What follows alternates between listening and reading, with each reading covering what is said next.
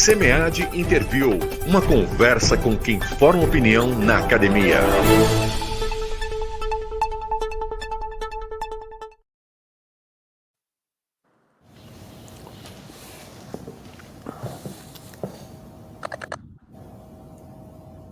Pode soltar, ela me fala depois se foi o painel.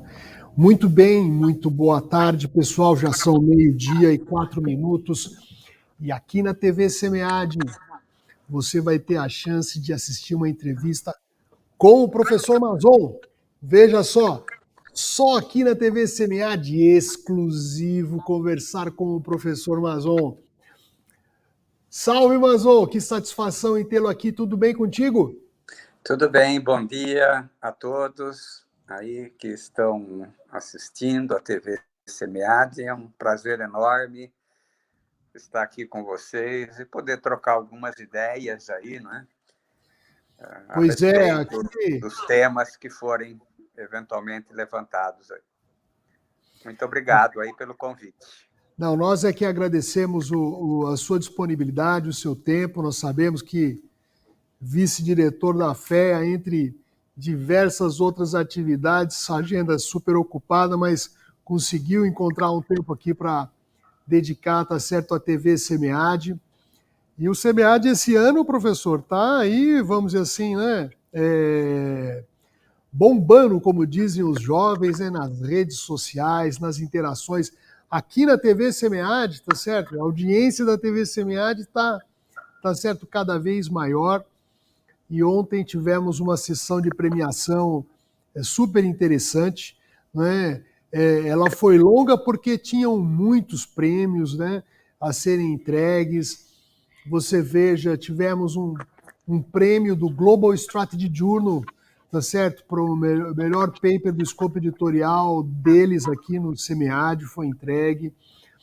Fizemos também a entrega histórica dos primeiros Fast Track A1 do SEMEAD, tivemos 8 artigos, tá certo, selecionados, e não são apenas A1, são A1s top, tá certo? São revistas realmente top journals, e isso é muito bacana, porque mostra aonde foi, tá certo? A que nível estamos nos trabalhos do SEMEAD. Estão aprovados pelo crivo de editores de grandes journals. E como se não bastasse, ontem também tivemos a divulgação dos vencedores da Bolsa PQ SEMEAD Júnior, uma iniciativa pioneira, tá certo? 10 bolsas concedidas, tivemos aí uma centena de projetos submetidos, um trabalho duríssimo aí de avaliação, uma equipe de avaliação de primeiríssima linha, com comissão de avaliação liderada pelo professor Felipe Borini, pela professora Márcia Abreu, por Mônica Abreu, pelo professor Wilson Nakamura, e foram divulgadas aí, esses jovens aí vão ter essa bolsa para correr um projeto de 2 anos. E ontem, tá certo, tivemos, tá certo, a sua participação, não é? Agradeço também a sua participação, né, num painel sobre o CNPq. Nós até demos uma passada aqui no SEMEAD Tour, demos uma olhadinha. Então, se pudesse nos contar um pouco, tá certo, desse painel, tá certo, com essa temática do CNPq, tenho certeza que os telespectadores aqui da TV SEMEAD iam ficar muito felizes. Não, tá ótimo. Então, ontem o Borini, ele moderou também, não é, o painel aí que nós fizemos aí, não é, relativo aí ao edital que saiu este ano, né, em 2021, né, o edital 18/21, que é o dos projetos, né, universais, né, e o edital 04/21 também, que é o edital para submissão de propostas para pesquisador, né, produtividade, né, o PQ. A gente, a professora Ilse, que é a coordenadora, e depois o professor Perim, o professor Hudson e eu, fomos complementando, né? A gente utilizou ali cerca 12 slides, né, para colocar as regras principais, né, que o comitê utiliza, né, para fazer o julgamento, né, de todas as propostas, né, submetidas. Foram cerca de, se não me falha a memória, 243 propostas no projeto Universal e 313 no projeto de pesquisador produtividade. E o trabalho que a gente desenvolve ali, para você ter uma ideia, nós tivemos um prazo praticamente de 8 dias para fazer o julgamento de tudo isso daí. Foi um envolvimento full-time, literalmente falando, né? Aí que a gente, o dia mais cedo que a gente foi dormir foi 3:30 da manhã, e eu cheguei aí dormir às 5:30 da manhã, e às 8 horas já estava em pé para continuar trabalhando isso daí. O que eu posso assegurar a todos aí é que, primeiro, né, o trabalho é extremamente, né, aí, assim, envolvedor, a gente um trabalho sério, honesto, íntegro, independente, tá certo? Que a gente desenvolve. E segue rigorosamente os critérios, né, que estão no edital. Eu apenas poderia comentar aí alguns pontos da minha experiência. A primeira vez que eu estou participando aí do comitê, tive um outro convite numa outra época, e o que eu pude perceber nas avaliações é, primeiro, o seguinte, quer dizer, e aqui eu gostaria de lembrar, uma vez, num congresso, o que o professor Roland Hust, que foi o editor, né? Editor já foi de vários journals, né, de primeiríssima linha, como Journal of Marketing, International Journal of Research in Marketing, e assim por diante, que ele falou, ele nunca encaminha um paper, um artigo para um journal sem antes ler e rever e reescrever 10 vezes aquele documento. E essa é uma sugestão que eu fiz aí também para as coisas. Às vezes a gente observa assim que as pessoas não se dedicaram efetivamente àquilo que realmente, né, o tópico, né, do edital requer. Veja. Ou seja, parece que muitos, não é geral, não é isso daqui, pelo amor de Deus, hein? Quer dizer, alguns, assim, parece que fizeram aquilo, digamos assim, sem o devido, né, cuidado, né? Em especial agora, antigamente você podia anexar um projeto de pesquisa, agora é mais uma proposta quase de pesquisa. Então, o CNPq ele padronizou um formulário e, nessa padronização do formulário, você não tem muito espaço para escrever. Então, é fundamental que aquilo que está sendo colocado, por exemplo, quando você fala, vamos julgar mérito, originalidade, contribuição e etc., que o proponente efetivamente diga o seguinte, olha, esse trabalho aqui, essa pesquisa vai contribuir nisso daqui. E é em termos de estado da arte. Não vai entender que uma originalidade é simplesmente porque está fazendo uma pesquisa empírica, mas a originalidade, o mérito, está muito em termos da questão teórica que está sendo colocada. Então, esse é um ponto fundamental ali, que é destacar claramente aquilo ali. Outro ponto que acho que vale a pena muito destacar é no que se refere à questão da composição da equipe. Né? No caso do Universal, né, veja, você tem aí, né, aí, numa situação 4, ou na outra, pelo menos 5, né, aí doutores que devem participar, tá? Que é o A e B, né? A faixa A e faixa B. Então, veja, o que a gente pode perceber é que muitas vezes essas pessoas nunca fizeram um único trabalho conjunto. Não tem papers publicados que a gente verifica pelo Lattes, né? Ali, né? Não tem uma rede de pesquisa. Às vezes as pessoas colocam ali o seguinte: não, nós temos aqui um convênio com a universidade e tal, lá no exterior, isso, aquilo. Sim, agora, qual é o nível de envolvimento, de compromisso que essa instituição tem? Qual é o pesquisador que vai trabalhar? O que ele vai desenvolver no projeto? Tá certo? Isso. Quando vem a questão de um cronograma, vem uma coisa absurdamente genérica, do tipo, vamos fazer a revisão da literatura, depois vamos desenvolver digamos, o planejamento da pesquisa, elaborar questionário, isso, aquilo, tanto tempo, coletar os dados e analisar os dados. Isso é genérico demais. Detalhe, realmente, mostra que você desenvolveu um esforço específico para fazer aquilo ali, que você fez um planejamento de fato, não só em termos dessas 4 macro etapas, mas detalhe em fases do projeto, isso, aquilo. Ou seja, faz um planejamento para você ali.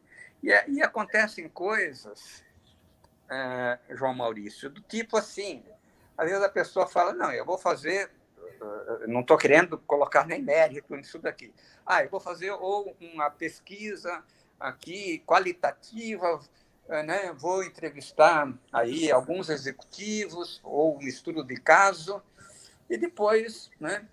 Aí tem 10 doutores naquilo ali, 8 doutores, tal, etc., sem dizer quem vai fazer o quê, sem especificar. Tá? É como se é um ajuntado, ou uma junção de pessoas. Tá certo? Não fica perfeito. isso daí. Do ponto, né? Pois não. Não, conclua, por favor. Então, é um amontoado de pessoas que tem ali, né? E não fica claro para a gente o que cada um vai fazer, no que cada um vai contribuir. Né? Isso é um aspecto importante de planejamento. Tá? E, principalmente, não fica claro realmente se você tem ou não tem uma rede de pesquisa.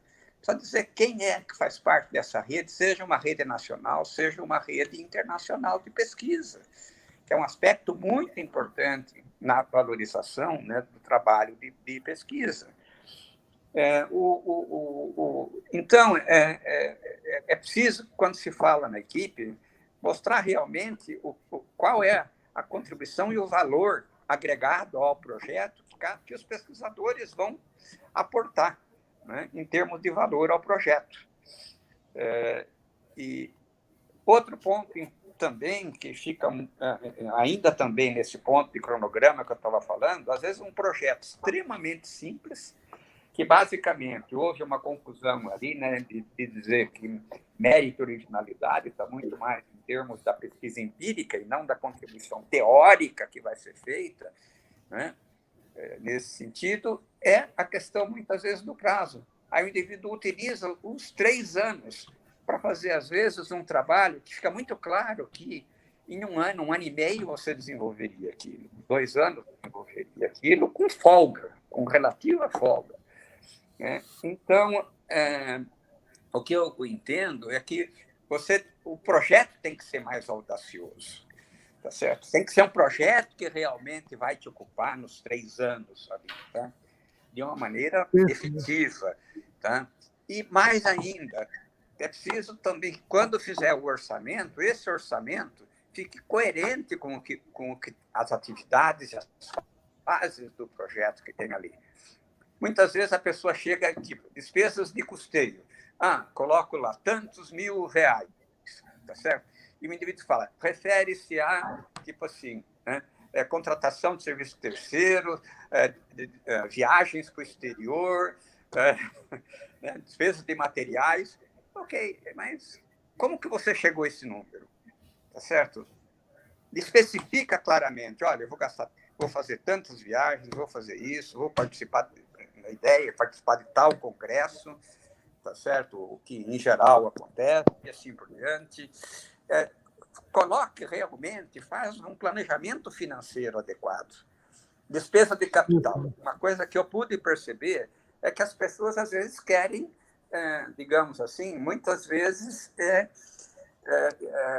digamos assim, suprir as necessidades da sua universidade. Então, às vezes, tem lá, eu vi casos assim, né? 8 pessoas, 8 doutores. Então, a pessoa chega e pede, eu quero 8 desktops, né? 8 notebooks, 4 impressoras, ok? Quer dizer, renovar o parque de cada um, tá certo? Sabendo que não existe esse dinheiro. É preciso ter consciência crítica nesse ponto. A gente lê todos os dias no jornal, quer dizer, tá certo? Que a quantidade de recursos é absurdamente insuficiente. Então, teve pessoas que colocou até um veículo, a questão de um veículo, por exemplo, no edital. Olha, era elétrico o veículo? Era elétrico? Era elétrico, um veículo elétrico, exatamente. Olha, eu não sei se isso daí é brincadeira ou está querendo testar se a gente está lendo ou não o projeto. Não, muito... Eu não entendo certas coisas assim. Então, Professor Mazon, seriedade. Professor Mazon, essas suas colocações aí, vamos dizer assim, são muito interessantes, né? Cada um, tá certo, que submeteu projeto esse ano ao CNPq pode fazer uma autorreflexão, não é isso? Desses pontos. Eu acho que tem aí, claro, esse do veículo, vamos deixar aqui como um outlier até. Sim, tá certo? Um outlier.